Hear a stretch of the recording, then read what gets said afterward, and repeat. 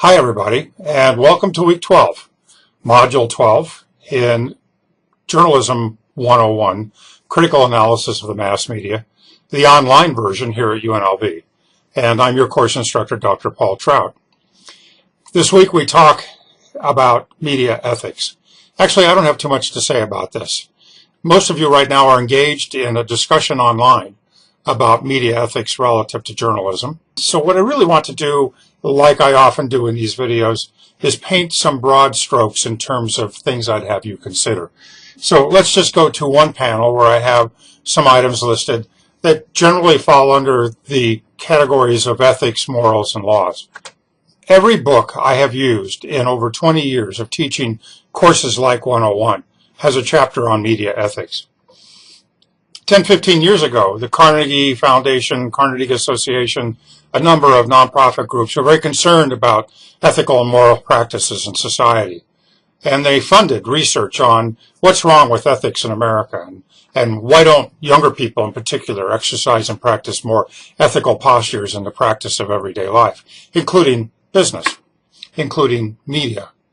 And I always find it fascinating that chapters on ethics in 101 texts appear later in the semester, where if one thinks about it, the chapters on ethics and law and global media and media economics should actually preface most of these other chapters that dance through the history, technological developments, the individuals, pioneers, innovations that led to the media we now have. So in typical fashion, this chapter is later in the semester, when really what we're talking about here are mental, cognitive, moral practices with which we are all imbued to one degree or the other, and how they interface with inevitably some of the issues you will face, if you haven't already, in terms of marketplace factors, business factors, employment factors, including, for some of you, media employment factors. So you will see, as we have in all these chapters and all these books I've ever used, a good portion of this chapter devoted to exploring with you, sometimes historically, going back to Aristotle's Golden Mean, for example, a number of philosophical views on what are ethics and how should ethics be applied and how does one practice ethics in everyday life. How does one be a good moral, ethical person? So you'll read about ethical systems, philosophy of ethics, the golden mean, categorical imperative, utilitarianism, social justice, moral relativism, and of course we'll ask you questions about each one of these on the upcoming exams. Where it really gets interesting, I think, is where we begin to look at these ethics as they are practiced or not in the media marketplace. And this book, of course, is focusing primarily on these ethical situations as individuals, including those of you who want to enter into the marketplace of media in this country, are going to enter into essentially a revenue-generated and advertising-based system that both funds media and ultimately the jobs that people have in media. And so you're going to read of situations where ethics come into conflict sometimes with what one may want to do in terms of commercial enterprises, what advertisers and advertising professionals may encounter sometimes, and what constitutes the gray line between ethical and immoral or unethical behavior in terms of efforts to sell products, goods, and services to people. You're going to read about ethical practices in the field of journalism and where does one put one's foot down in terms of the stories that you will cover, the kinds of information you will release to the public.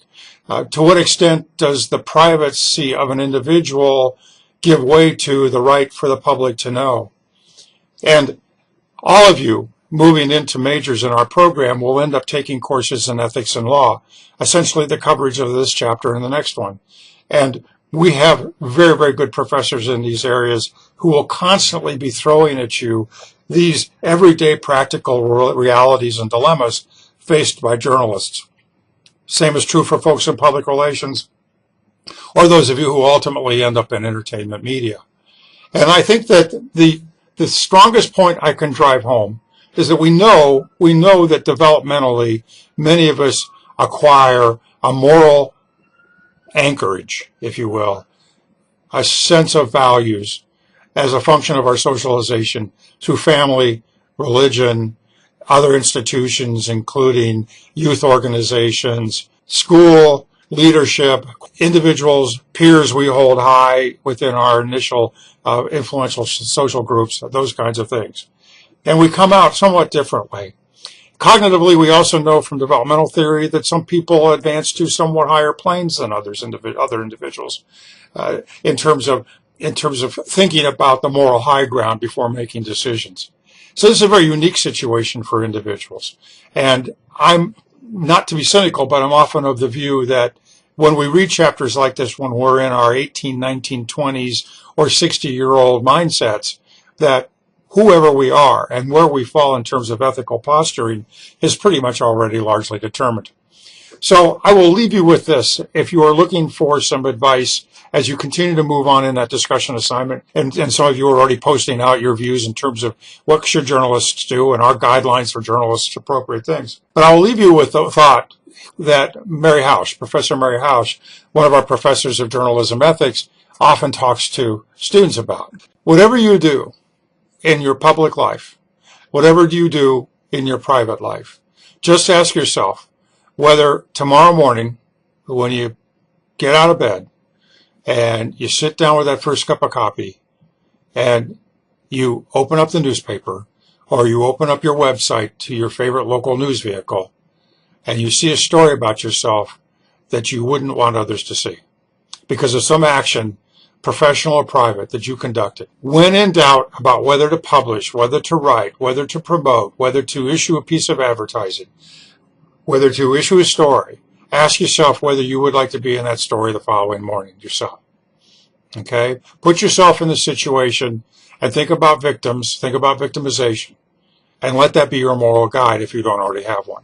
And I think that's pretty good advice to follow for practically anything we do, media related, media content related, or just in terms of the normal contact that we have in everyday life in our social spheres.